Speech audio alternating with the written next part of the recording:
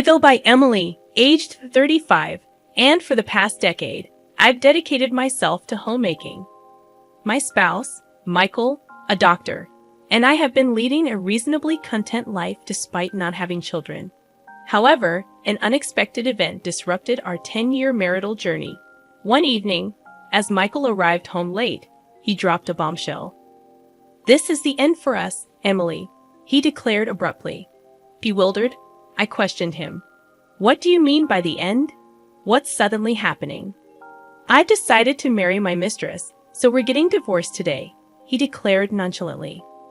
"Marry your mistress? What are you talking about?" "I've made up my mind. I'm leaving you and marrying her. Besides, we didn't marry for love, so you probably don't care, right?" Michael explained callously. Indeed, ours wasn't a love match. Michael's parents had orchestrated our union, and we barely knew each other before tying the knot hastily. The only commonality we shared was our original last name, a coincidence that seemed like fate during the rush of surrounding weddings. As we navigated through our wedding and marriage, I never fathomed that we would part ways after a decade. Despite lacking the foundation of a love marriage, we had lived together for 10 years. Now Michael wanted to marry someone else. It wasn't a love marriage, but we've lived together for 10 years, and now you suddenly want to marry your mistress. When did you start betraying me? I confronted him, grappling with the revelation. It's not betrayal. I met her about a year ago. She's a nurse who joined our hospital. She's charming, unlike you, always caring for me. And it's natural that I was drawn to her, Michael explained, justifying his decision. Natural? Are you serious? I responded, stunned by his revelation. Yes, I've always been serious. These 10 years living with you have been true hell. I was honestly sick and tired of supporting such a boring woman. But that ends today, he asserted coldly. How can you talk like that? It's the truth. You're a homemaker who produces nothing, while she's an active nurse. Ask any man in the country, they'd all choose her over you. Do you think a high-achieving doctor like me needs someone like you? Michael continued, his words cutting through me. After a brief pause, I mustered the strength to respond, "Fine, let's divorce." I never thought I'd be married to someone who could say such things so calmly. "We can discuss alimony and property division later with a lawyer. I'll sign the divorce papers and send them later. Until then, I'll go back to my parents' house." However, Michael interrupted, revealing a shocking truth. "No need for discussions. We don't even need a divorce paper." Perplexed, I questioned him. "What do you mean? We can't separate without it. If we don't divorce, you can't remarry." "You're so naive. It's pathetic. The truth is, I never submitted our marriage registration. We're not a married couple, just cohabitants. So there's no divorce, no alimony, no property division. You thought you'd get my money in the divorce, but you won't get a penny," Michael disclosed. Shocked by this revelation, I confronted him. "Not submitted? Wait, are you joking? We've been living as a married couple for 10 years. It's impossible that you didn't submit it." "Normally, yes. That's why I made that rule at the beginning. If you went to the office, everything would be ruined. When we got married, we made some rules. I, as a homemaker, would handle all the household chores. I was on an allowance, and part-time work was prohibited. Michael would handle all governmental and official matters," I recounted. "Why would you do such a thing?" I questioned. "Because I was about to be forced into a marriage with someone I didn't love. It's not like I was going to submit it easily. I was saving marriage for someone I was destined to be with," Michael explained. "Why didn't you refuse the marriage proposal in the first place?" I demanded. "I couldn't refuse. My parents are stubborn and wouldn't listen. I wanted a housekeeper. I'm a busy doctor and can't often tend to household chores. So, I decided to marry you as a housekeeper. It was a good deal for you too, right? You could eat well and have a roof over your head without working. You seemed desperate to get married too. What, you were probably feeling pressured because your friends were getting married, right? Even though we weren't actually married, you were seen as the woman who married a doctor. This 10-year relationship was a win-win for both of us, and it ends today. You should be grateful for the good times you had. Now you have to live on your own without relying on others, Michael declared, concluding our tumultuous chapter. I can't believe this. Oh, and one more thing. Don't tell my parents about this. If you do anything unnecessary, you know what will happen to your father, right? My father, who runs a medical equipment sales company, has a contract with the hospital where he works. It was through my marriage to him that this connection was made. If I told my in-laws, he's implying that he'd sever the contract as a threat. In other words, he's warning me not to take any action. It's your fault for being deceived. How pitiful to be thrown out with nothing, he said, laughing. But the one who would be thrown out without knowing anything was actually him. I couldn't help but burst into laughter. What's so funny all of a sudden?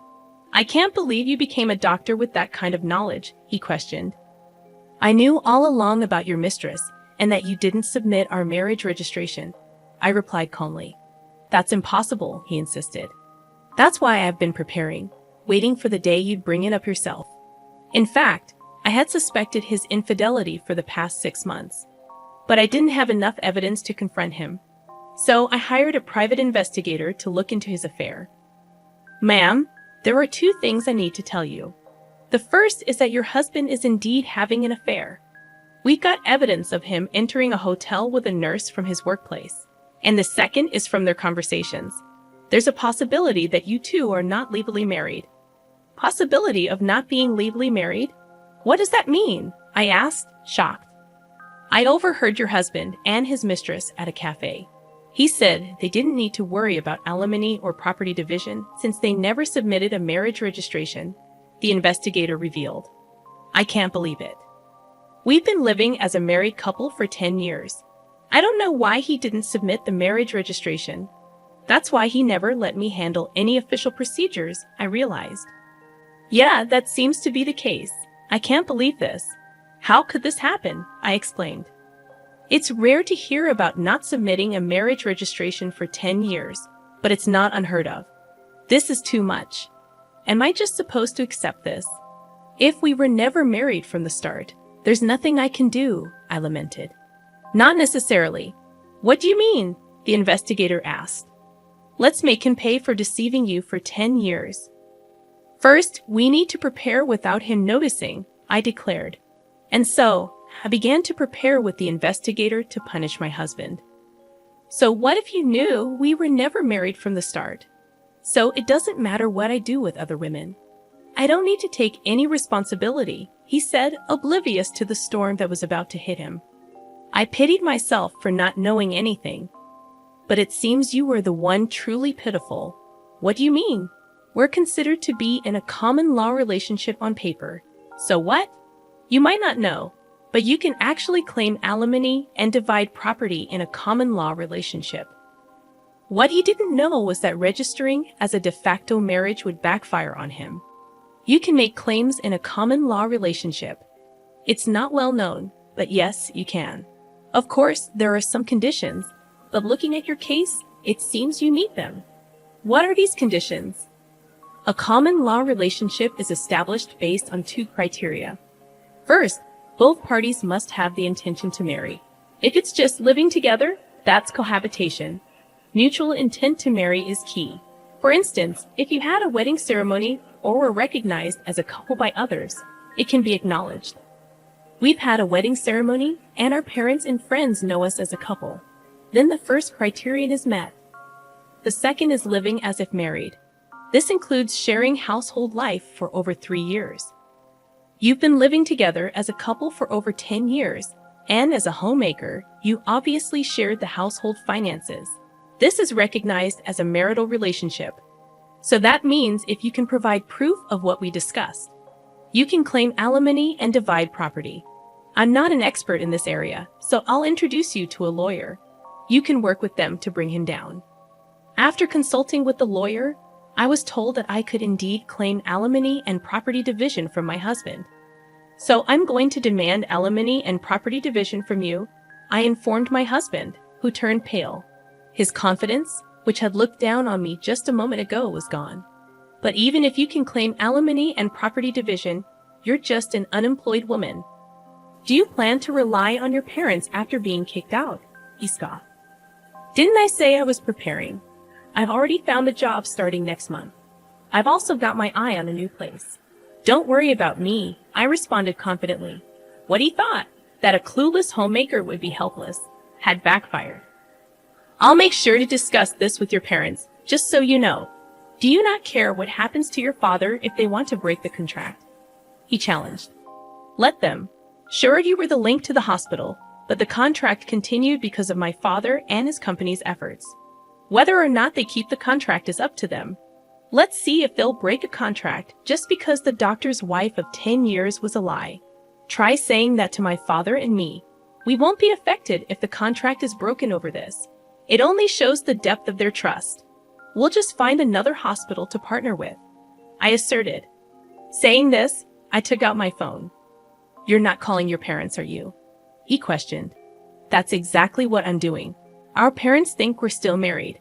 It's only natural to inform them if this relationship is ending, I stated. To my surprise, my husband began to apologize. Please let me talk to them. Don't call, he pleaded. Why? You know how strict my parents are. If they find out about this, I'm done, he explained. What does that have to do with me? You're asking me not to tell the truth because your parents are strict. Are you kidding? You could have refused the marriage from the start if you didn't intend to marry. After 10 years of a selfish marriage, you're afraid of your parents finding out.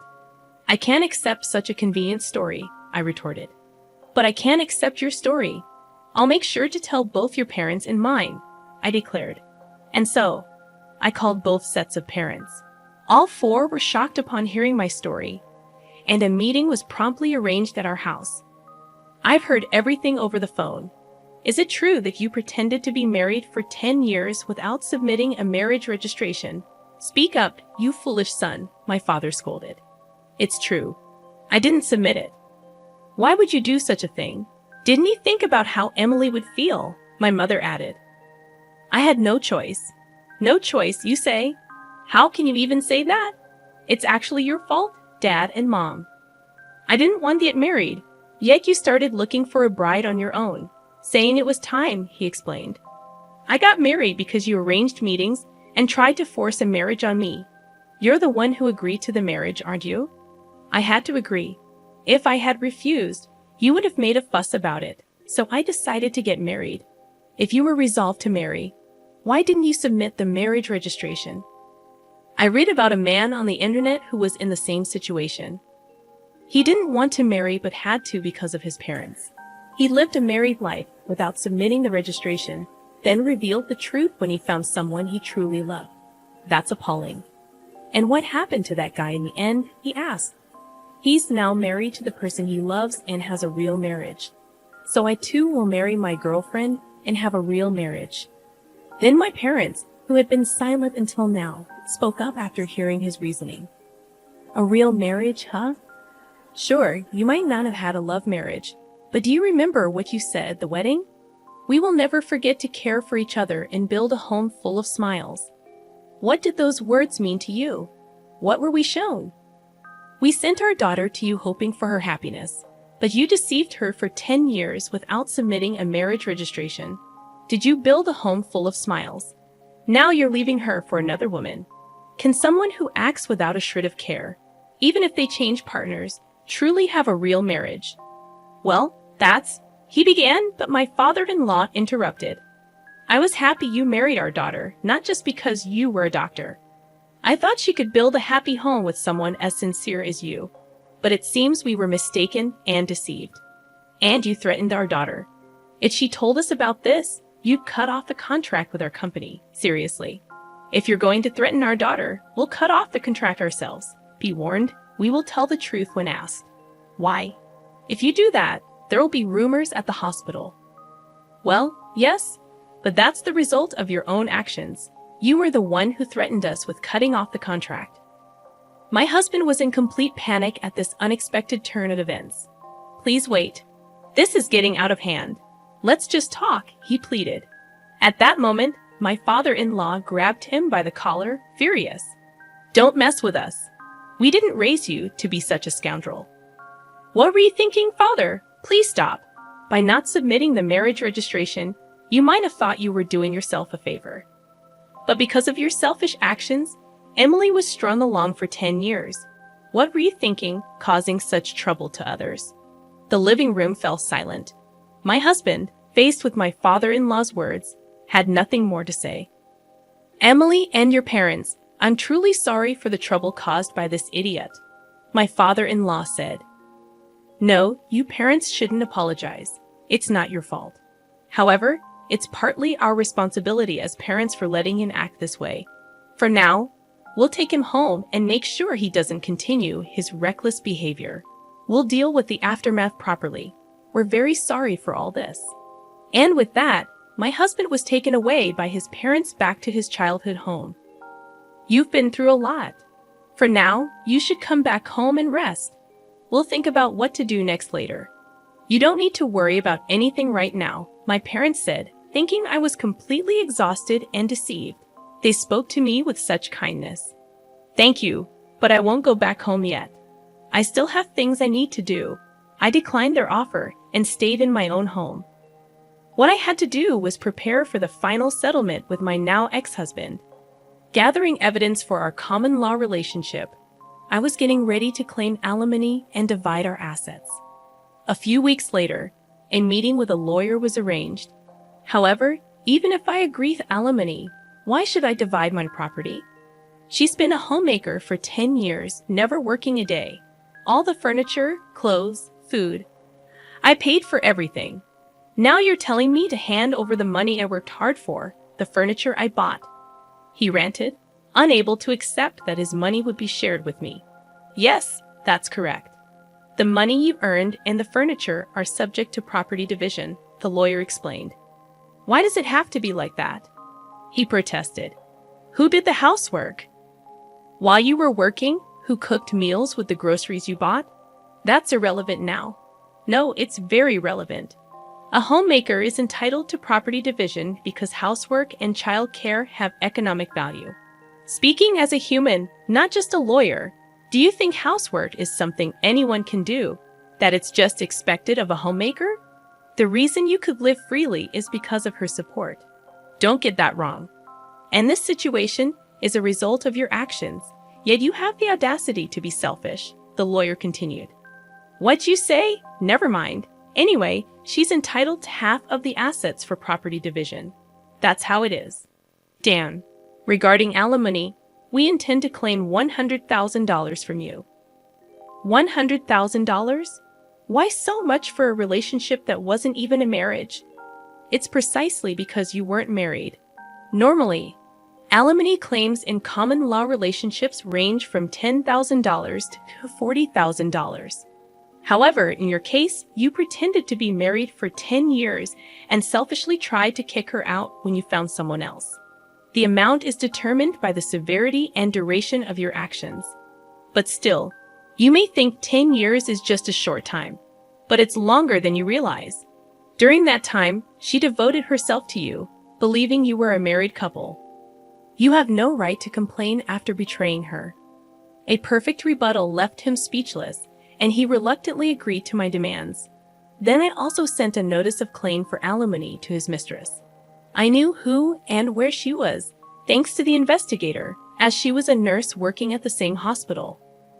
The mistress, having heard from him that there was no possibility of alimony or property division, must have been utterly shocked by the contents of the claim. Wait a minute, this isn't what you told me. What do you want? She confronted him at the hospital with the notice I had sent. I told you not to talk to me at the hospital. I got this from your wife. You said there wouldn't be any alimony because we weren't married. What's this all about? I later learned that, in a panic after being served with the alimony claim from me, she confronted him at the hospital with the notice I had sent. Okay, let's talk about this later, not here. There are too many people around. We'll both be in trouble if this turns into a rumor. I don't care about that. I can't pay this kind of alimony. You said it was okay, so you should pay. Pay it for me. I won't pay a penny. You were the one who wanted this relationship. You said I was the only one for you, that you wanted to marry me. Hey, quiet down. Everyone can hear us. Just so you know, I'm not in the wrong here. If you want to make amends with your wife, do it yourself. Tell her I don't owe her a penny, that you'll take care of everything. This exchange led to the revelation of their affair to the entire hospital. It quickly became the talk of the place, and then the final blow was my father's request to the hospital. I apologize, but we would like to terminate our contract at the end of next month.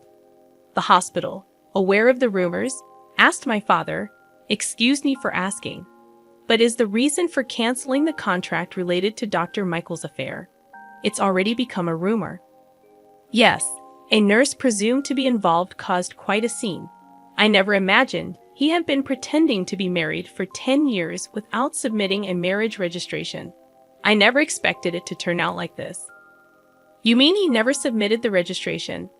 Weren't you aware that he hadn't submitted the marriage registration? All we knew was that he, being married, had an affair. What do you mean he didn't submit the marriage registration? With my father's request, it was revealed that he had been deceiving me for 10 years by not submitting the marriage registration. This news spread among the other nurses. Dr. Michael deceived his wife for 10 years without submitting a marriage registration, and he had an affair with a nurse. How low? How could he do that?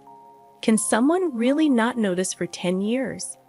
Apparently, Emily's maiden name was the same, and he managed all the official paperwork.